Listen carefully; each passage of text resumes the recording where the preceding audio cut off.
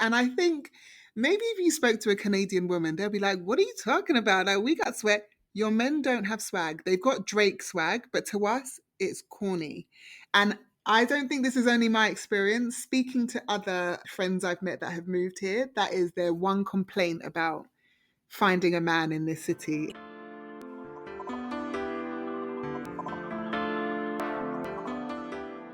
Hey everyone, welcome back to Flourish in the Foreign, the podcast that elevates and affirms the voices and the stories of Black women living and thriving abroad.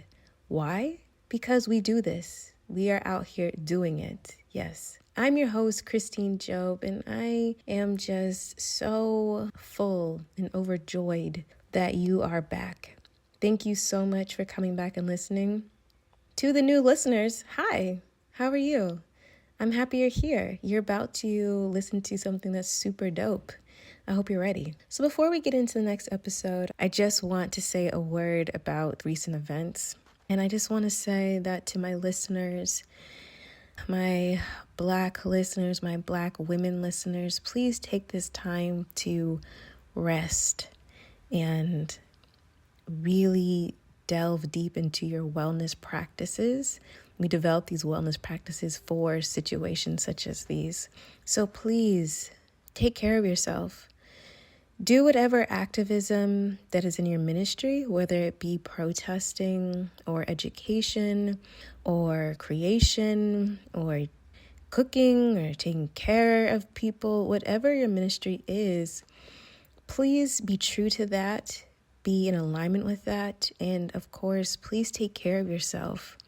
I have found myself being probably the most exhausted I've ever been in my life these past couple of weeks. And the only thing that I have found to be my saving grace has been this podcast, throwing myself into the stories of these incredible Black women living these incredible lives abroad, hearing their voices, and creating this podcast, putting in all of my efforts into the elevation of these voices and these stories.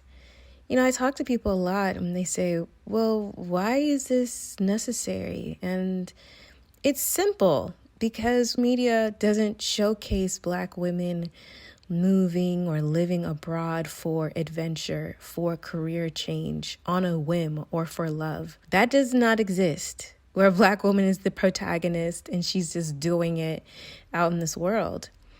This platform is made by Black women to showcase Black women's stories told by Black women, period. I think that so many people can and so many people have gotten so much out of this podcast, because these stories are not only incredible, they're extremely informative.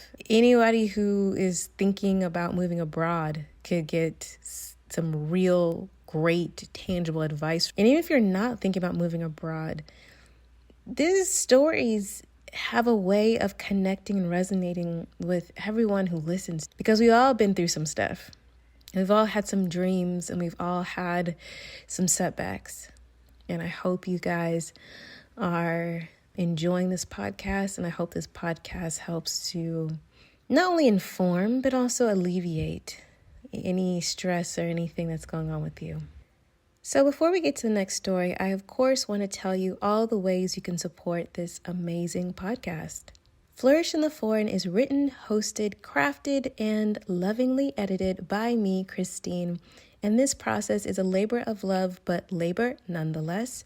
And because podcasting is not free, it takes time, money, and resources to produce this wonderful show for you, which of course, again, I lovingly do. If you are enjoying the show, I would really, truly appreciate your support of the show. There are two ways for you to support the show. One is monetary, the other is non-monetary, and both are equally appreciated. The monetary way is through the site Patreon. You can become a Patreon member of this podcast by going to the podcast Patreon site, which is www.patreon.com/flourishforeign, which allows you to contribute to the show monthly. It works like this. Patreon will automatically take out whatever you choose to donate at the first of the month, ranging from €1 to as many euros as you like. And based on the level of support is a level of content that you can receive from the podcast. That includes community access at the first level, bonus episodes at the second level, and I actually just dropped a bonus episode today, and behind the scenes content and even live Q&A sessions with some of our amazing podcast guests at the third level. And I'm actually going to be putting out some surveys asking the Patreon community who they want to chat with first. If you choose to support the podcast through Patreon, I of course will thank you and love you forever. Thank you, thank you. And I will be shouting you out here on this podcast, and that's what I'm about to do. So thank you so much, Siobhan. I truly appreciate your support. Thank you so much. Now, it's come to my attention that some of you guys listening would like to contribute to the podcast, show your appreciation, but maybe not in a monthly subscription kind of way, which is totally understandable. If you'd like to do like a one-off contribution to the podcast, slide into my DMs at Flourish Foreign on Instagram, or go to the website and hit me up on the contact page, and we will arrange for you to contribute to the podcast for sure. Thank you so much. Now, on to the non-monetary ways to support the podcast, which is, of course, equally as important. Please shout out the podcast on social media. Tag the podcast across Instagram, Twitter, and Facebook at Flourish Foreign, and tell people why you like this podcast. When you recommend or whenever you post the podcast, tell people why you like it. You know, word of mouth referrals are second to none. And so really tell people why they should be listening to this podcast, what you enjoy about it. Tell them, please tell them, scream it from the rooftops. Also, please review the show. Take the time right now to go ahead and pause the show and give the show 5-star rating on Apple Podcasts. And please leave a review. Leaving a review takes about 5 seconds, maybe 30 seconds if you're really going to think about what you're going to say. But please, this is how people can find the podcast in organic search. So please take the time to review the show 5 stars and leave a review on Apple Podcast. And please leave a review on whatever listening platform you're using. It really helps the podcast to get found, and so that more and more people can listen to these incredible stories. Of course, subscribe to the podcast so that when a new episode drops, you will get it automatically. You don't got to search for it. It's just there for you. Now that we're done with the support portion of our show, and I thank you again so much for your support, let's get on to the next story.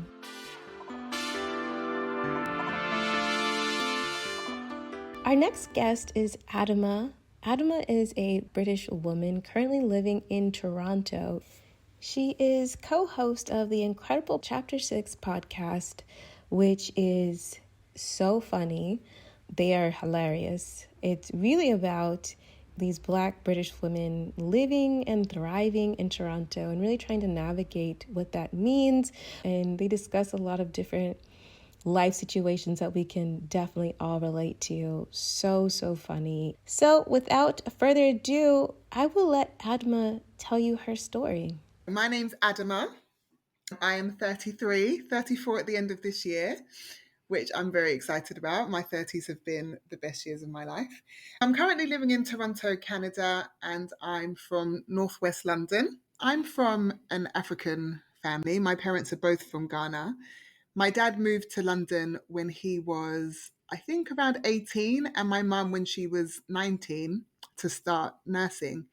And anytime either of them told me stories about the fact that they had moved at such a young age to a country where they effectively didn't know anybody and was starting again by themselves, I was always so interested but also baffled about how at 18 and 19 they could do that when I couldn't even imagine in my 30s being able to do something like that and be brave enough to do something like that. I come from a very close family. I have 2 older brothers. And even though my parents broke up when I was 10, and I didn't really have a close relationship with my dad, the 4 of us as a unit, my 2 brothers and my mum, we were all very, very close. I've always been quite a high achiever, if I may blow my own trumpet, as in I got very good grades at school. My mum always said that I was the child that she never has to worry about. I just get on with things. I went to Oxford University, and it was the first time that I had really experienced living around very privileged people, I should say. I grew up in Harlesden, and the demographic of the people that I grew up around were, I don't know if we still use the phrase lower class, but a lot of black people, a lot of up and coming people, a lot of people that live paycheck to paycheck. Even the secondary school I went to, it wasn't one of these elitist schools. I've never been to a private school. So going to Oxford University was the first time I saw people living a different kind of life. And I remember when I got there in the first year, I noticed that a lot of people should have been in the year above me. But after sixth form, they were all talking about these 6 month trips they had taken, these gap years, and they'd traveled Africa and they'd gone to Asia. And I just thought, what? Not in my school. I don't think anybody took a gap year or went traveling for 6 months before university. So it was the first time that I had even heard that that was a possibility. I definitely never had the means or the money to do that out of sixth form. I think it was just an expectation that I would go straight from school to university because that's what we did, that's what we do. So that was the first time my eyes were open to it. And then I think even after uni, again, I didn't have the privilege of having a mum and dad that could give me a few grand to take some time out. I had to go straight into work. And I mean, I'm grateful for it now because in the 12 years it's been since I've left uni, I've been able to do great things in my career and get to a level in management that maybe I wouldn't have done so quickly. But looking back, it probably would have been beneficial to have those opportunities to see a bit more of the world. I had a job from the day I left uni, and I worked in the same job for 7 years. I did very well in life. I was very happy with my career progression, and I was even able to buy a flat at the age of 28. I then got to age 30 and I started feeling a little bit restless. I was thinking, okay, I could continue on this path and be very stable, and I could expect what was coming in my life, keep progressing in my career, keep achieving, eventually have a family. But it started to feel very flat. It started to feel very predictable. And I even started thinking about whether I wanted to change careers. And you have these wild ideas about maybe it's because I'm not happy in my job, or maybe I need to move out of this flat, or maybe it's because I need a new relationship.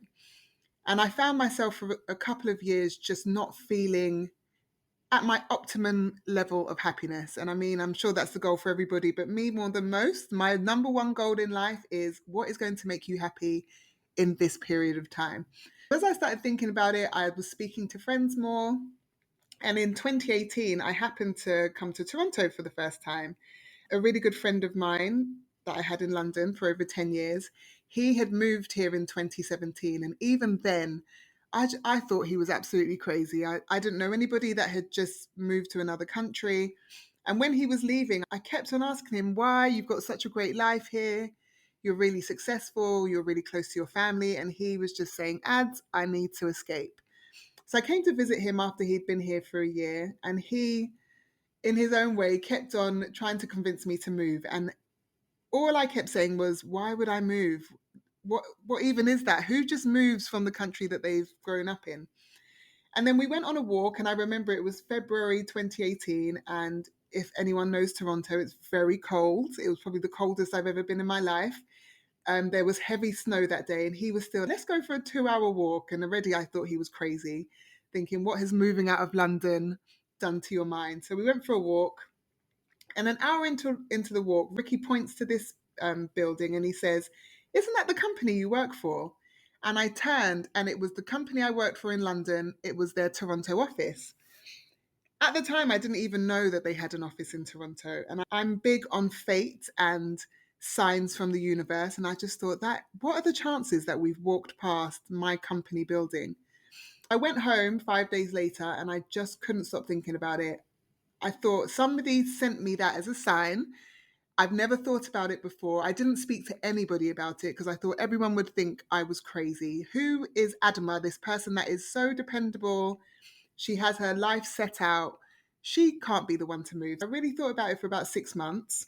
And then I spoke to my HR department and I basically said I want to transfer to the Toronto office, and I think they were shocked. I'm not sure many people had ever come to them asking for an international transfer.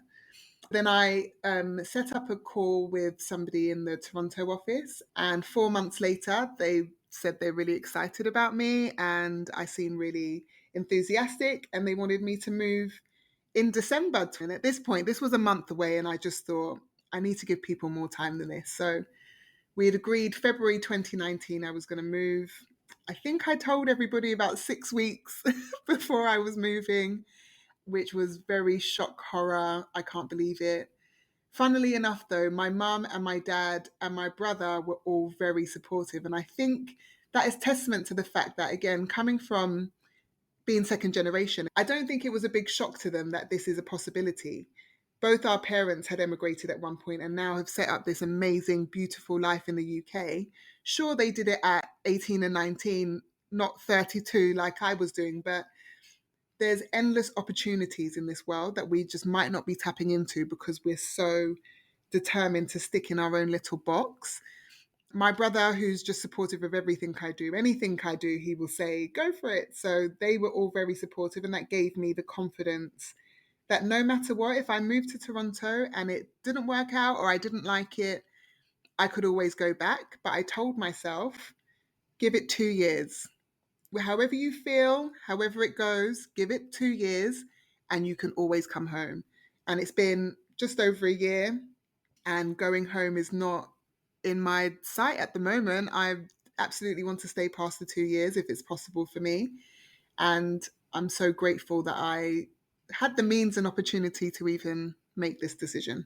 Toronto has definitely become my second home, if not soon to be first home, and it's the best decision that I think I've ever made. I asked Adma when did she feel settled in Toronto and if she had any advice for settling into a new city. Honestly, and I'm not just saying this to, put out the wrong impression, but I still feel I'm in a honeymoon period. But I really think that it's down to mentality. I moved to Toronto, and even though I mentioned I'd come the previous year to visit my friend, he had in this time, he's now moved and lives in New York, and I still made the decision to come here. I say that to say I moved here, and the day I moved here, I did not know one single person in this city, not a single soul. I was really out here on my own, and that's coming from a really strong network in London to effectively starting again from scratch.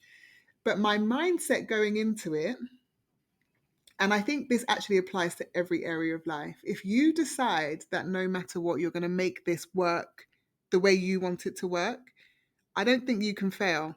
I came into this, and the things I was doing, even when I spoke to my friends about it, they were like, who are you? I really threw myself into life here. I joined every organization. There are loads of apps you can join where you can meet new people. I was trying different skills. I went to choir, even though I can't sing. I joined a rowing club. I joined a board game society.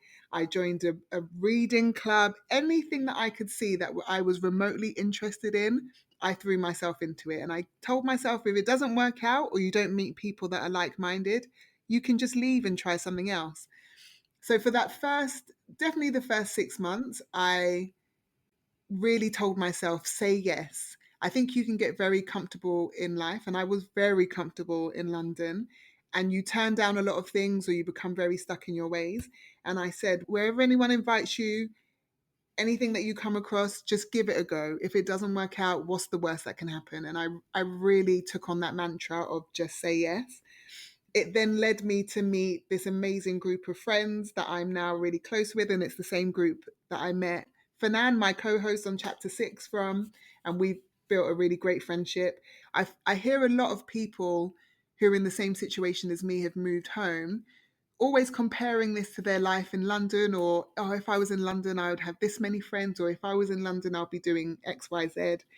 I think that's such a detrimental mindset to have because this isn't London. Your family and friends aren't here. But what's stopping you from creating a new set of family and friends here?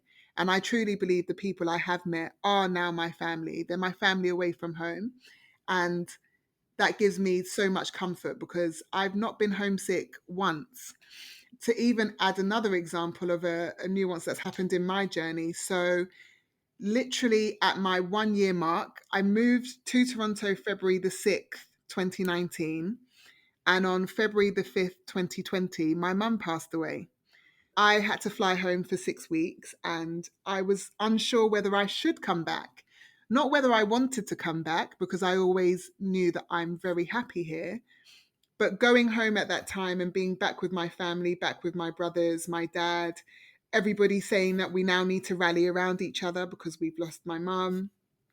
I really had a bit of a crisis and thinking, am I doing the right thing by almost being selfish, is how I looked at it, being selfish to leave them. And then I spoke to my brother, and again, biggest supporter, he said, this is something that's happened in our life and it's devastating, but mum wanted you to be there. My mum always supported me in this journey and always told me how proud she was that I had the courage to go and explore a new life. Every day she would say to me, look at what you're doing, look at all the people you've met, send me pictures.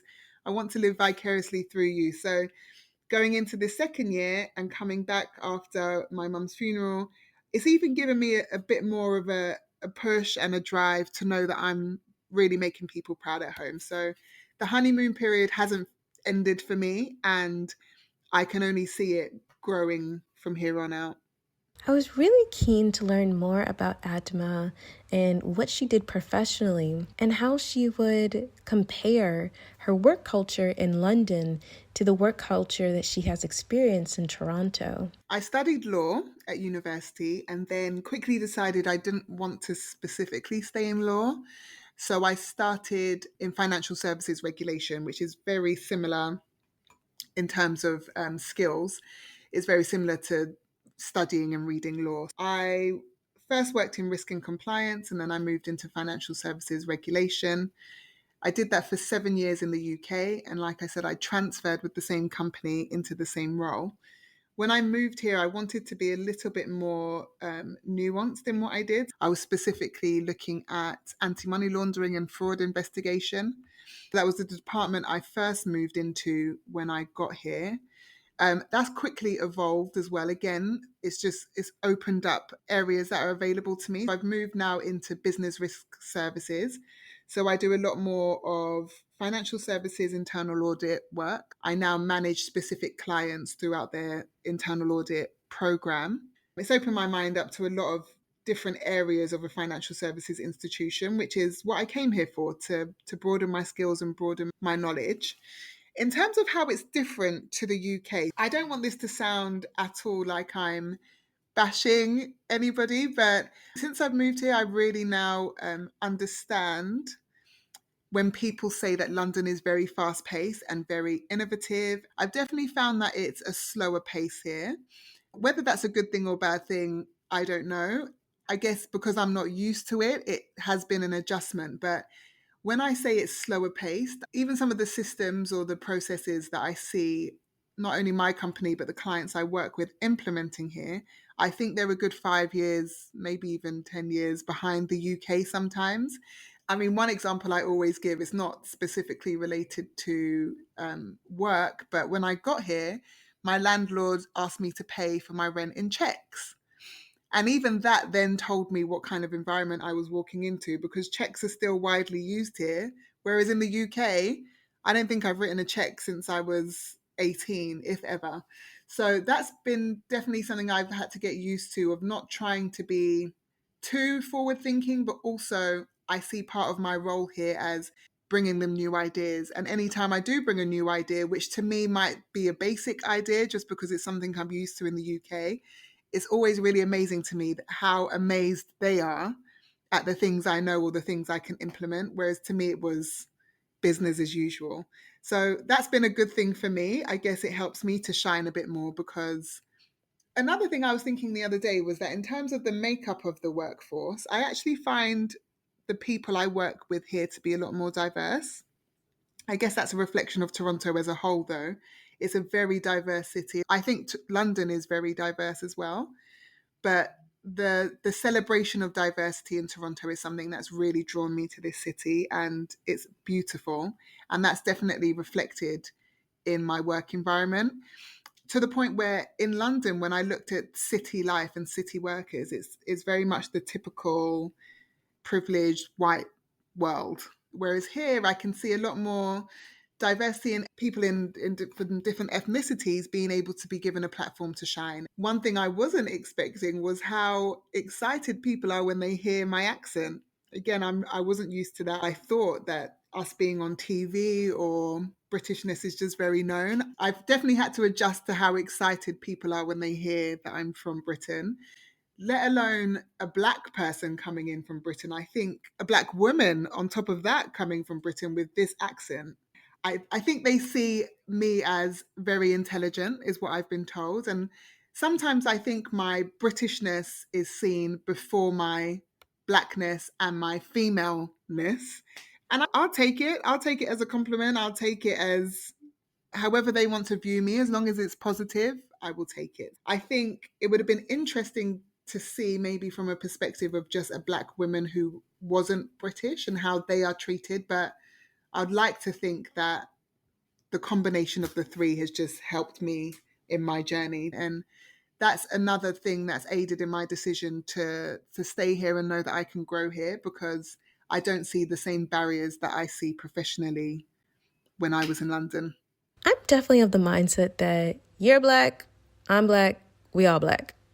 However, our cultures vary, obviously, depending upon where we were raised, where our roots lie, in so many life experiences. I was super interested to learn how Adoma, being Black British, viewed Black Canadian culture, and how was it being Black British in Toronto? The diversity here has made it so that it's not been too much of a culture gap between what I'm used to in the UK. I think a lot of the black women that I've met here, and again, this is very different from what I see in America, in the USA, is that when you ask black people here, even people that were born here, oh, where are you from? You don't just get, oh, I'm from Canada. Again, that's a massive generalization, and this isn't me dissing any black people in America, but I really feel that people here are connected to their roots. Whether you were born and raised here or not, you really do know. My parents are from Nigeria, or I'm here from Guyana. And I love that strong connection because that's very similar to black British people who most of us are second generation. So a lot of us do have that connection to back home, even if we were born elsewhere. I know that my parents, even though they moved to the UK at a young age, they made it a point of taking us back. I think I've been to Ghana up to 15 times in my life. So I still feel a real connection to home, in inverted commas. And I find that the same here. I don't find that I have to explain my blackness as much, which is really refreshing, and it's very similar to my black experience in the UK. They also have a lot of things that celebrate blackness here, which again, it just adds to why I love Toronto. Last summer we had Afro Fest and Afro festivals all over the city. There was a black owned business festival, there is a plantain festival, there's a ribs festival, just everything that celebrates us as black people. There is something. I had to ask her, how was dating in Toronto? And she definitely has some thoughts about it.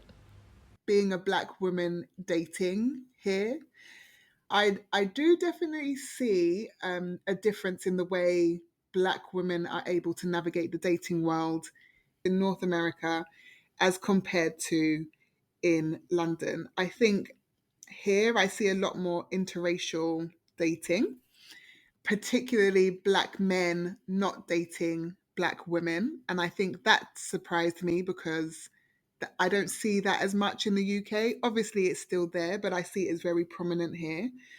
So I'd actually say that's probably been my most difficult element of moving here, is that I guess I had an idealistic vision that I'm going to move here and meet my husband, but it's actually been a lot more difficult than that, because I will unapologetically say that I am a very big supporter of Black love. I'm looking for a Black husband. I want my kids to be fully 100% Black.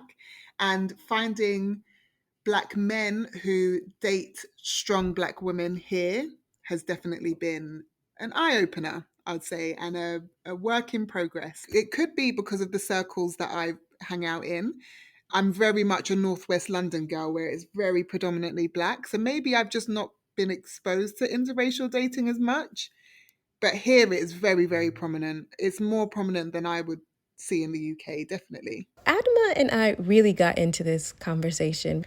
I did wonder if a certain extremely famous Toronto rapper who is undeniably successful and undeniably a bop maker, but arguably quite corny for at least women who've had some experiences, who've seen some things.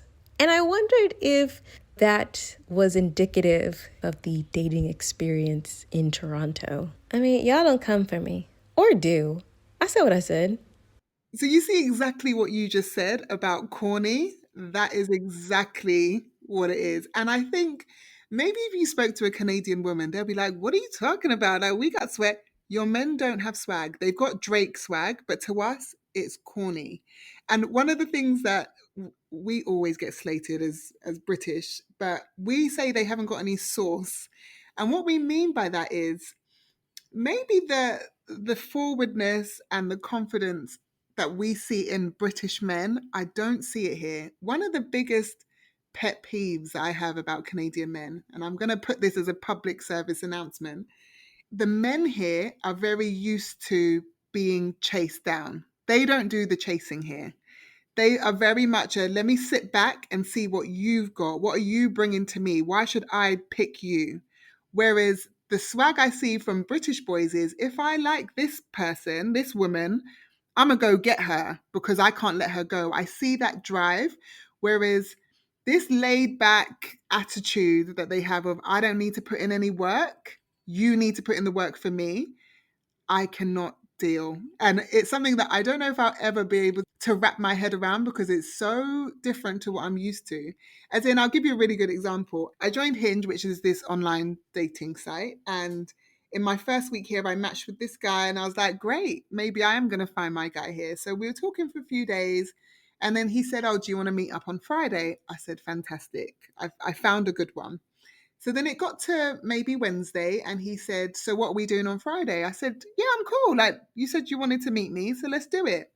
He said, okay, so when are you going to book the restaurant and let me know what time to meet you? I said, what? What are you talking about? So you've asked me on a date, and now 2 days before, you just thought I was making all the plans and you were just going to show up. Again, that might be what some people are used to, but in the world I come from, if a man has asked me on a date, I would like to think that he was taking me out, no? And I'm not used to that waiting for the woman to make all the moves and you just wait and see.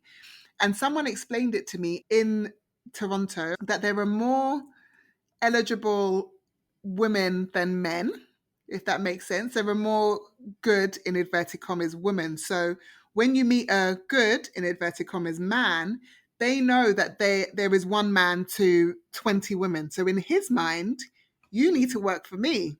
I can pick between this bunch of you, and you haven't got many options. So what are you going to do to be the one? Whereas I'm not in competition with anybody, you know. I will put my best foot forward, but I also expect you to put your best foot forward. So when we say you haven't got any sauce, if I'm having to text you all the time, or I'm having to call the restaurant to make a reservation, or I'm having to say good morning to you before you think to text me, do you know what's not going to happen? You're not going to hear from me because that's not how I move. That's not how I want to be treated. And I don't think this is only my experience. Speaking to other friends I've met that have moved here, that is their one complaint about finding a man in this city is that they are just too laid back. I asked Adma if she felt that the local Canadian politics had affected her as an expat living in Toronto, or if her home country, the United Kingdom's politics, had any effects on her even while she was abroad. I don't particularly follow politics like that. I mean, I know in a general way what happens, but even in the UK, I guess it's a kind of naive way to live. But I I don't really follow it in the same way. The only time that I've actually started following it is more recently, to do with this COVID situation and the way that they've treated people here compared to how I hear they're treating people in the UK. They're the only comparisons I have at the moment. And let me just say, I'm very grateful to be in Toronto and not in London. But in terms of overall politics and the way they treat people, if I'm actually really honest, and again, I'm not saying this is a good thing, because I'm currently here on a 2 year visa rather than I've got permanent residency, I know a lot of things that are available to people here are not available to me. So I've kind of not looked into, for example, benefits or certain elements of healthcare or things like that. I know that because I'm not a resident here, I don't get them anyway. So I've not taken the time to look. But now that I'm now moving into, I could be here more permanently, I guess I will look a bit more into that. So just a couple of months after I moved here, we had Brexit in the UK, which, for any listeners that don't follow UK politics, that was the UK left the European Union, and we've been a member of the Union for God knows how long, decades, and they made the decision that they want to go out on their own. And there was this whole debate about whether we remain, whether we leave. There was a referendum where we voted. 51% voted to leave, and 49% of us, and I will add myself to that, voted to remain. Because a lot of the politics around that seemed to be around what I would call very racist mindsets around us not wanting to be open to other people coming into the country. So I'm actually so glad that I managed to escape that, because it was a couple of years of heavy debates in the UK about what Brexit would mean. It would mean that we'd be locked away from a lot of the trading that could go back and forth between different European countries, and just other things that I just didn't think would benefit us, different healthcare policies that were not going to be as beneficial, different benefit systems that were no longer going to be as beneficial. So I was actually worried about what life after Brexit would mean for me. Thankfully, I feel that Brexit has been overshadowed now by what's going on in the world, and a lot of the policies haven't yet been implemented because we're trying to deal with this pandemic. But I definitely think if I had stayed, I would have seen a lot of disadvantages to me as a young Black woman in terms of what's available to me in resources, even when it comes to housing benefit, being a first time buyer, anything to do with that, I think I would have been very disadvantaged. And they definitely don't have the same mindset here. So leaving amid Brexit was probably the best time to go. And I know a lot of my friends who are now looking at the aftermath of COVID and Brexit policies now being implemented are thinking about, oh, maybe we can move abroad as well. Adoma's done it for a year and she looks like she's thriving, and we don't want to be a part of this racist implementation. So I think I moved at a good time. I asked Adama about her thoughts on COVID-19. What did she think of the Canadian response? And what did she think of the UK response to this global pandemic? It's been really interesting for me. I went home for 6 weeks after my mum passed away.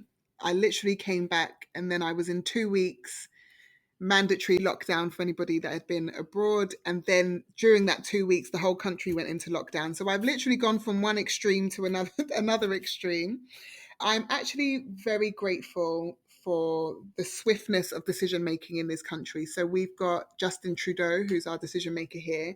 And right from the get go, as soon as we saw the numbers in China, as soon as we saw the numbers in Italy, he was like, borders are closing, people have to stay in their houses.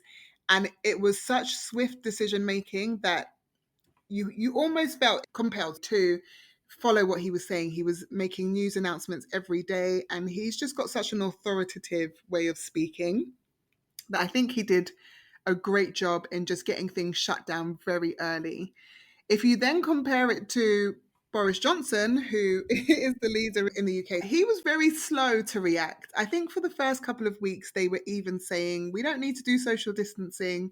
Nothing needs to be shut down because we're going to go with this herd immunity strategy where basically we want as many low risk people to contract the virus as possible, because there was a belief then that once you've had it, you're now immune.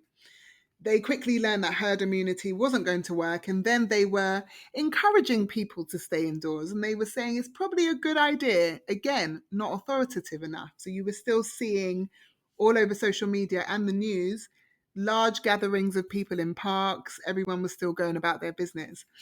Only then, after the numbers were still ramping up, have they now implemented this lockdown situation. But it was too late. By the time the UK went into lockdown, and my friends back home were saying to me, we're going to have to go into lockdown. I said, I've been doing this for 4 weeks. What have you lot been doing? It's absolutely been just refreshing to be here, knowing that we were able to flatten the curve a lot quicker and keep our numbers lower based on the quick action.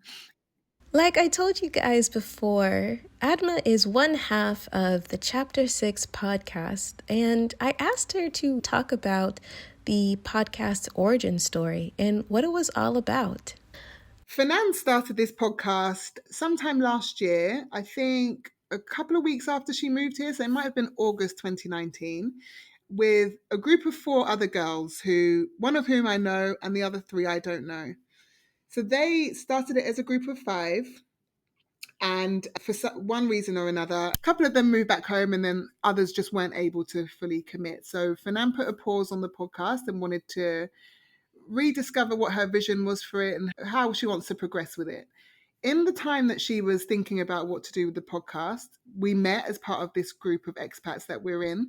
And we just started, not even anything to do with the podcast, we just started vibes in. And I thought, this is someone I can really get along with. We were very similar in certain ways and not similar in other ways, but really bounced off each other really well. And I think she mentioned to me that a couple of other people in the group had said to her, I think Ads would be a great person on the podcast. So when she decided to restart it, I think if you go back to episode 1, she invited me on as a guest. So her intention was to do Chapter 6 podcast by herself, but episode 1 of her restart happened to be an Adoma as a guest. And I think the feedback from that podcast was amazing for both me and her. So then we sat down afterwards and she was like, I don't want to put any pressure on you, but do you want to be part of the podcast permanently?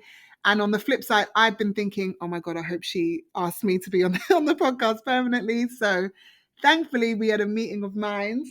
And then we thought, let's do it. Let's do this podcast thing. It's called Chapter 6 Podcast because they call Toronto the Six. And really, our tagline for it is 2 Black women from the UK that have moved to Toronto and they're navigating life as an expat. So it started off as we're going to talk about our experiences living in Toronto, but there's so many other nuances to that. I don't think every episode has to be about the difference between Toronto and London because that will quickly get boring. What we want to show on the podcast is just us being ourselves, the things we go through, the things we think about, the things we encounter, the things we watch on TV, the people we've met, just anything to do with our lives. So we're not only talking about our experience in those things being an expat, but also being girls from London. Anything that comes up, whether it be because we've moved here or because our mindset has changed moving here, we just want to give an insight into us.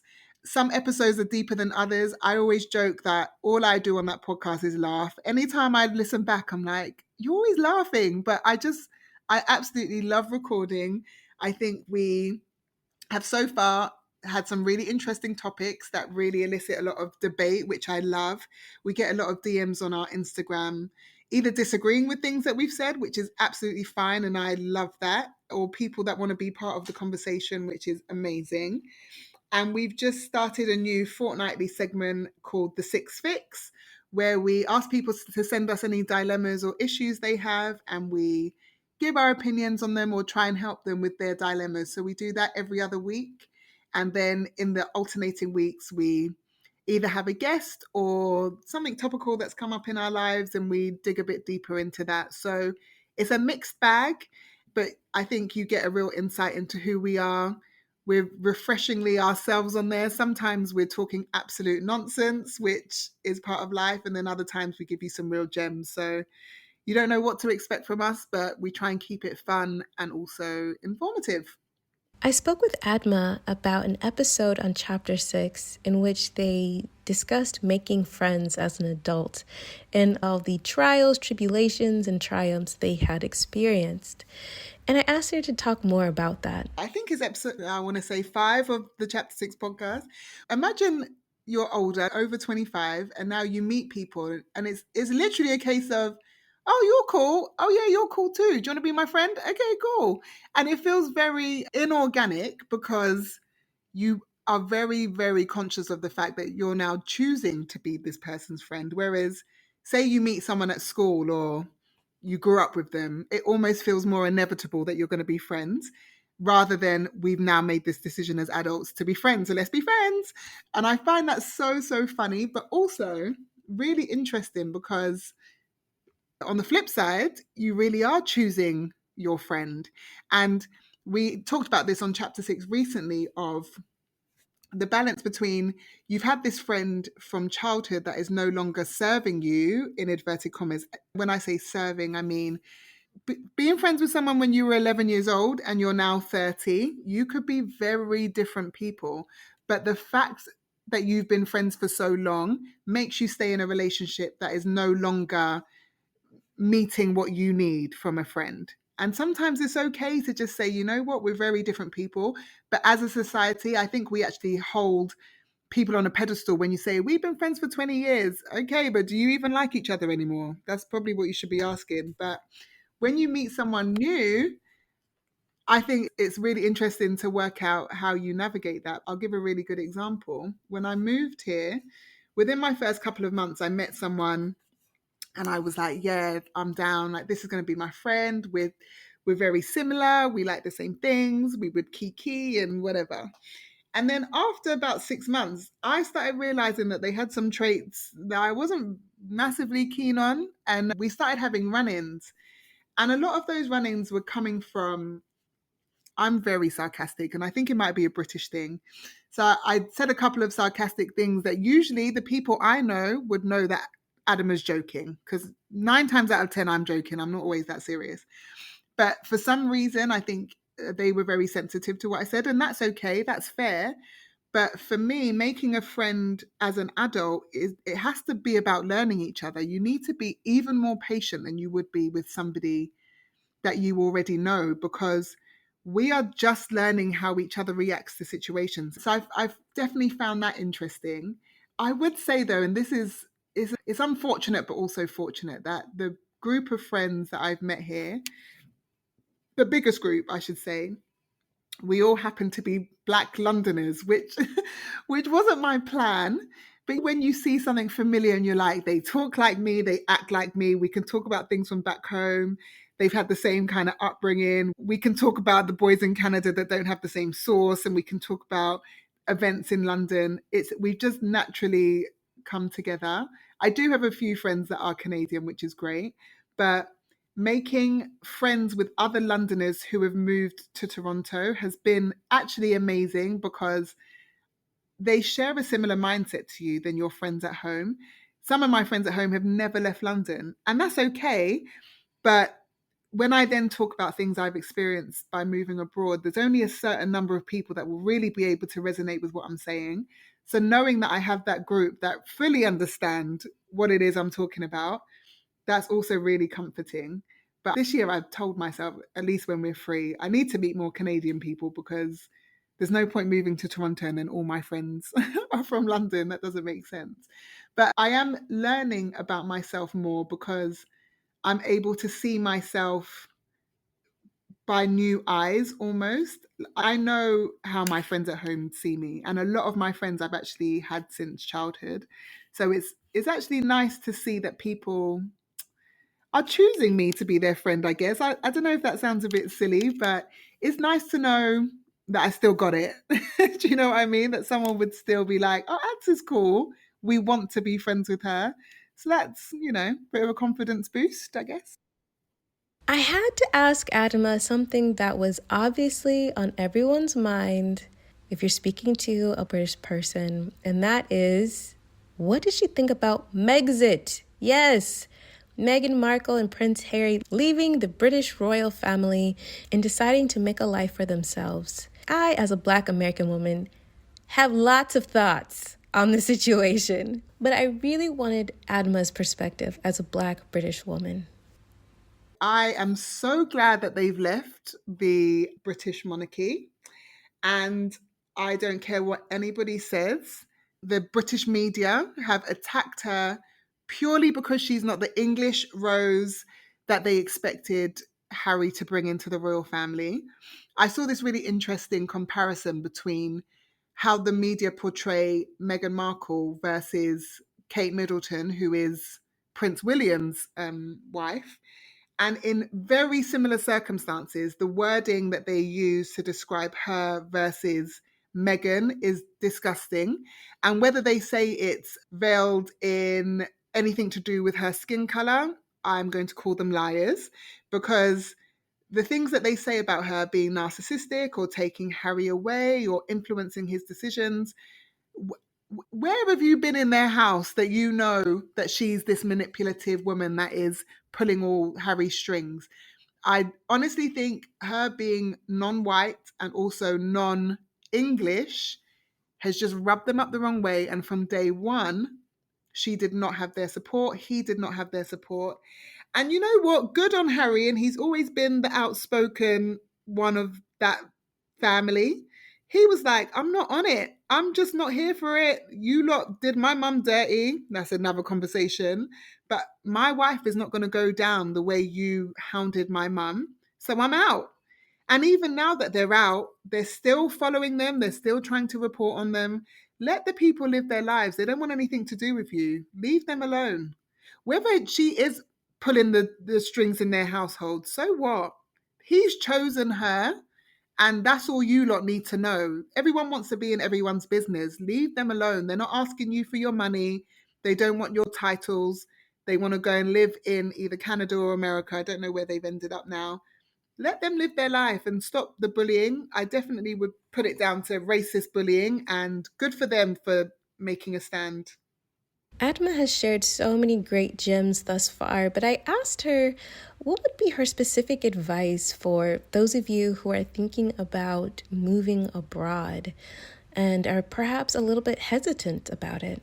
The biggest thing I would tell them, to anybody thinking of moving abroad or looking into moving abroad or wondering whether you can move abroad, obviously do your research, go into it with an open mind, because it's not all going to be roses and butterflies. I'm not saying there aren't difficult aspects of it, but really understand why you're doing it and what you expect out of it.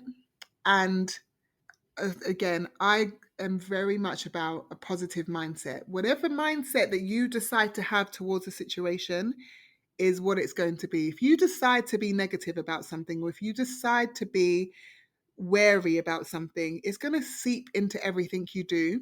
If you decide this is something I want to try and I'm going to give myself a minimum term, no matter what happens, I'm going to try it. If you go in with that positivity and that drive, you will only succeed. And success doesn't look like I'm going to stay in that country. That's not the measure of success. You could even move home after a year. But if you could look back on that year and say, I really gave it my all and I threw myself into life in that new place, only good things will ever come out of that. Whether it be you stay there or you go home with a broadened mindset and new experiences, give yourself the best chance to thrive in that new environment, and you will never look back and say, I wish I didn't do it, because nothing bad comes from trying, in my opinion.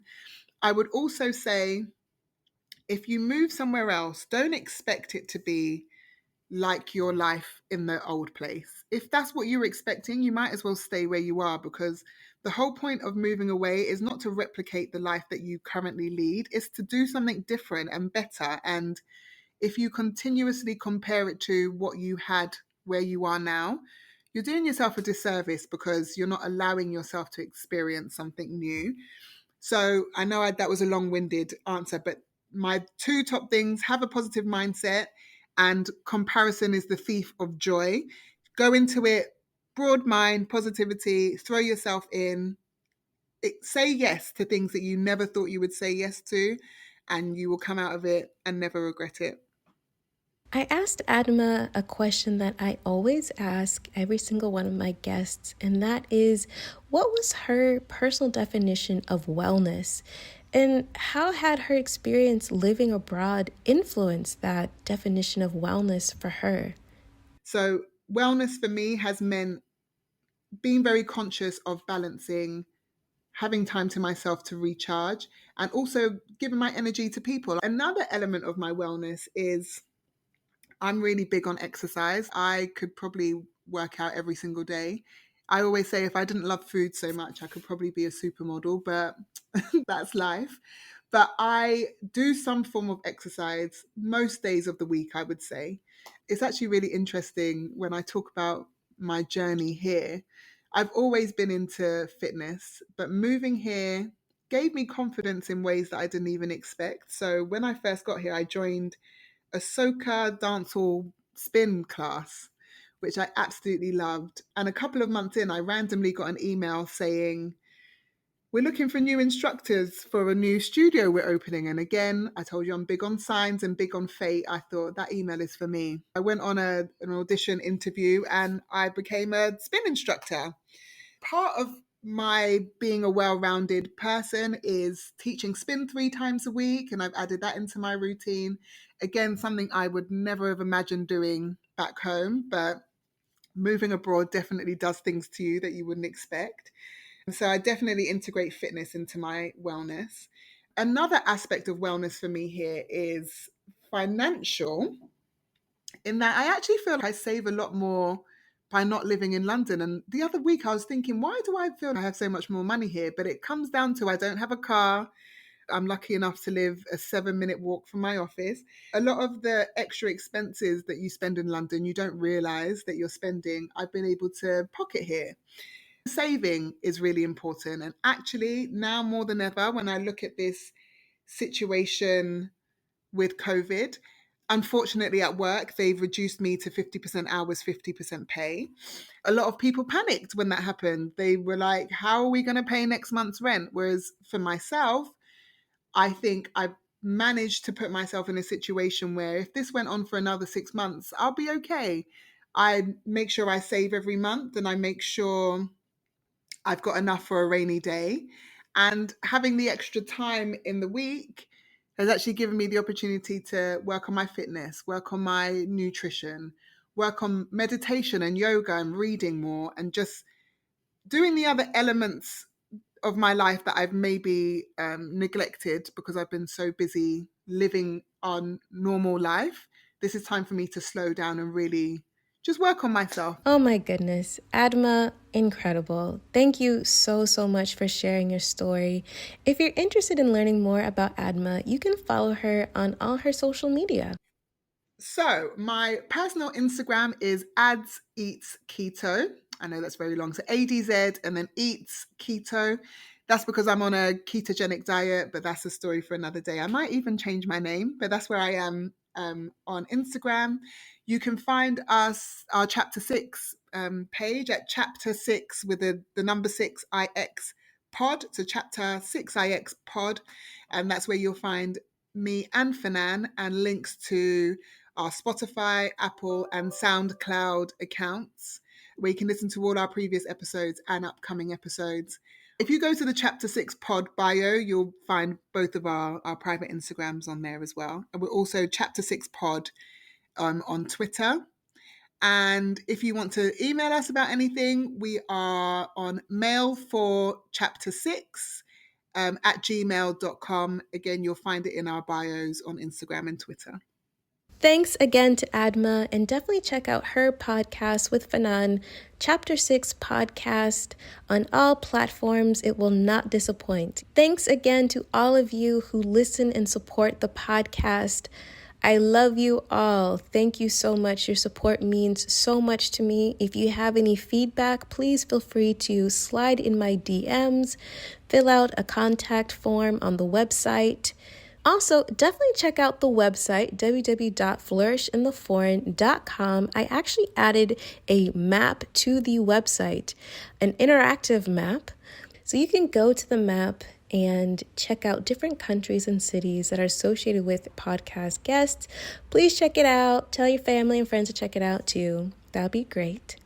Thanks again to Zachary Higgs, who produced the music of this podcast. If you want to learn more about him and how he can help you develop music for your podcast, your YouTube channel, your mixtape that's dropping soon, or whatever, I'll put all of his information in the show notes. All right, until next time, y'all be well, be safe. Please, please, please take care of yourselves. See you next week. Bye.